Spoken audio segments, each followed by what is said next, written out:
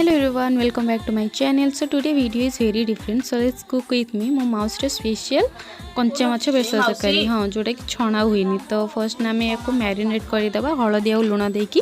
कड़े भृसंगा पत्र और जीरा को फ्राए करदे एंड से ही आम कंचा माछ को छाड़ीदे जस्ट 2 to 3 मिनिट्स फ्राए होगा मुझे देखी कौन करती ना प्रति घरे नॉनवेज अलग कड़े यूज करती बट मो माउसी कौन कर पूरा चूल्हा ही माने अलग कर देछि आम रखी जो बेसर आम रखी मसला ताको देदबा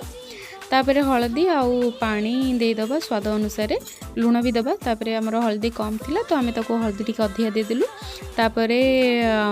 खट्टा पाई आंबुल बतुरा जाइतिला ताको दियाहब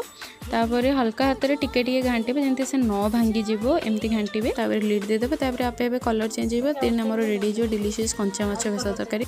जदि वीडियोटी हेल्पफुल होता है देन लाइक शेयर सब्सक्राइब करने को जमारू भूलिबेनी। Okay bye.